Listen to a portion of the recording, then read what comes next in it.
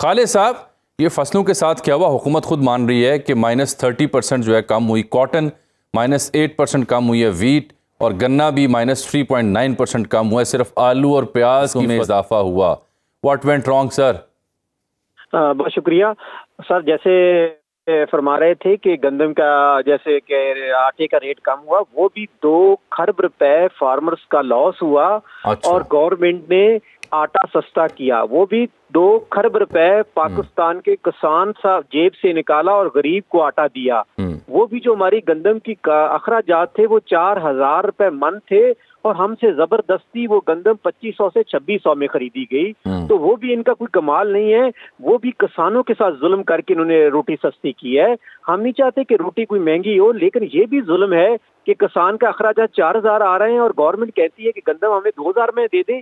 तो इससे बड़ा जुल्म क्या हो सकता है? दूसरा, जैसे आपने फसलों के बताया है कि गंदम का जो इन्होंने बताया, उस हमारे अभी भी हम कहते हैं कि 15 से 20% जो है ना गंदम की फसल कम हुई है। कॉटन 40 से 45% कम है, क्योंकि अच्छा, ये आप ये कह रहे हैं कि हुकूमती दादोशुमार अभी भी कम बताए गए हैं? कम बताए गए। आप कह रहे हैं कि कॉटन 30 की बजाय 40 से 45% कम हुई है? मेरा जाती, मैं अपने गांव की बात करता हूं कि जहां मेरा 200 एकड़ कॉटन काश्त होता था, इस साल सिर्फ 80 एकड़ काश्त है। सारे हमारे गांवों में हम सर्वे करवाते हैं, जो अपना सर्वे होता है उसके हिसाब से 40-45% कॉटन कम है।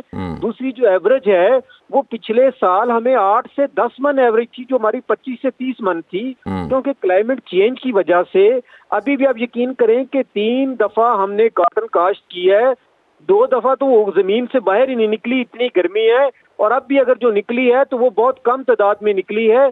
इस हवाले से ना कोई हमें सीड प्रोवाइड किया जा रहा है क्लाइमेट चेंज के हवाले से को मद्देनजर रखते हुए।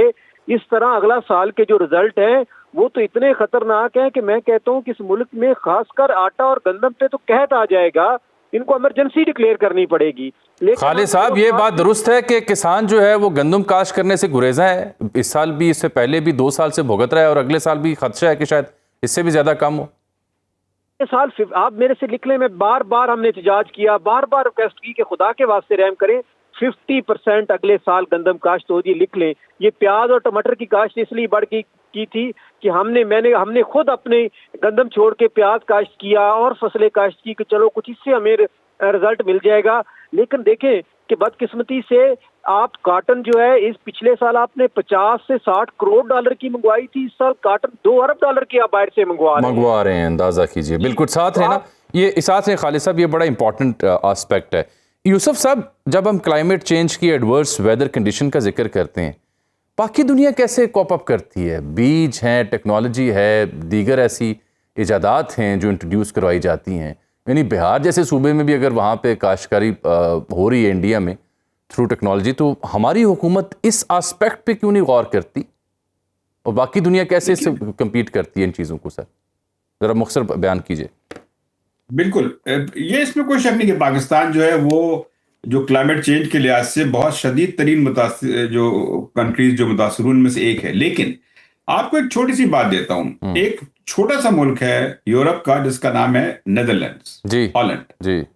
उसमें बामुश्किल जो है वो कराची से भी कम उसकी आबादी है और उसका कोई 2% जो है आबादी का या वर्क फोर्स का वो एग्रीकल्चर में काम करता है। लेकिन उनकी एग्रीकल्चर की जो एक्सपोर्ट्स हैं वो कोई 120 बिलियन डॉलर से भी ज्यादा है। 120 बिलियन? ये कैसे? Unbelievable, amazing. वो इस तरह से है कि वो पानी की जो रिसोर्सेज जो उनका यूटिलाइजेशन कैसे होना चाहिए उस पर उन्होंने इन्वेस्ट किया है और अपनी प्रोडक्शन पे और टेक्निक से, वाटर भी शामिल है उसमें, टेक्नोलॉजी भी शामिल है उसमें, जो बीज हैं वो भी शामिल हैं, ये सब कुछ किया है उसमें। लॉन्ग टर्म उसमें इन्वेस्टमेंट्स किए बहुत 15-20 साल से। तो हमारे से एक छोटा सा मुल्क जिसकी आबादी जो है वो कराची से भी कम है, वो हमारी जो टोटल एक्सपोर्ट्स हैं उसकी खाली एग्रीकल्चर एक्सपोर्ट जो है वो उससे कोई 4 गुना ज्यादा है। मैं कुछ देर पहले देख रहा था, सिराजुल हक साहब ने एक ट्वीट किया हुआ है, साबिक अमीर हैं जमात इस्लाम के, बड़ा दिलचस्प नुक्ता उन्होंने उठाया, तो मैंने सोचा इसी से आपसे गुफ्तगू का आगाज करते हैं। वो कहते हैं जी, सरकारी मुलाजमिन की तनख्वाहों की जब बारी आती है तो पता चलता है IMF से अप्रूवल चाहिए, IMF मानेगा तो इतने % हम अप्रूवल करेंगे उनकी, तनख्वाहों में 10% या 5%, लेकिन उसके बरक्स पार्लिमान में वज़रा की तनख्वाहों में 200% इजाफा हो गया, स्पीकर और चेयरमैन की तनख्वाह में 600% इजाफा हो गया। तो वो पूछते हैं कि इसके लिए IMF की ज़रूरत नहीं थी। तो मैंने सोचा ये सवाल आपकी खिदमत में रख देता हूँ। नहीं, सवाल बहुत अच्छा है। देखिए, पहली बात तो ये समझनी कि IMF क्या चाहता है। IMF का इसरार ये होता है कि आपका जो बजट का खसारा है वो एक खास हद में रहे, जिसको वो कहते हैं कि 1% ऑफ द GDP या कौमी पैदावार का उसमें रहे। ये मेन क्राइटेरिया होता है। उसमें उसके बाद जो है उसमें गवर्नमेंट के पास काफी गुंजाइश होती है कि वो उसका जो हदफ है वो किस तरह हासिल करे। तो होता यह है कि जो आसान जो टारगेट्स होते हैं, मिसाल के तौर पे बिजली की कीमतों में इजाफा कर दिया रहा है, पेट्रोल की कीमतों में इजाफा कर दिया रहा है, या उस पर मजीद टैक्सेस लगा दिए जाएं। और जब बात आती है कुर्बानी करने की, तो हमारे मुल्क की जो इक़्तिदार में जो रहते हैं, चाहे वो किसी भी पार्टी के हों या कोई भी हों, उनकी ये होती है कोशिश कि वो जितना कम से कम बोझ अपने ऊपर डाले वो ज्यादा बेहतर होगा। और वो फिर ये कहते हैं कि जी IMF ने कहा है। तो जाहिर बात है, मैं और आप तो उनकी मीटिंग्स होती हैं IMF के साथ, उसमें नहीं बैठते। IMF का जो होता है, अगर उनकी आप पब्लिकेशंस देखें तो वो यही कहते हैं कि हमारा इसरार ये होता है कि आप अपना बजट खसारा कम करें और आमदनी में इजाफा करें, अखराजात कम करें। बिल्कुल ठीक। अब ये तो उनकी ब्रॉड गाइडलाइंस होती है, उसमें कुछ उनके जो है न्यूमेरिकल टारगेट्स भी होते हैं। तो बात अगर मुख्तसर मैं करूंगा कि हमारी जो कभी भी ये नहीं रही है कि जो हमारी रूलिंग एलीट्स हैं कि वो अपने हिस्से में से कुछ आवाम के लिए शेयर करें या सरकारी मुलाजमीन के लिए। इस केस में तो ये तो कोई नई बात नहीं है, और ये ऐसे ही होता चला आया है और अभी भी यही हो रहा है। बिल्कुल ठीक। अच्छा, मैं सर्वे को देख रहा था सर, उसमें गवर्नमेंट खुद बता रही है कि जो इम्पोर्टेंट क्रॉप डिक्लाइन हुई, यानी अहम तरीन जो फसलें हैं पाकिस्तान में, उनकी पैदावार में कमी हुई है और वो 13.49% तक हुई है। वजह बता रहे हैं कि जी रिड्यूस्ड कल्टीवेशन एरिया है और एडवर्स वेदर कंडीशंस हैं।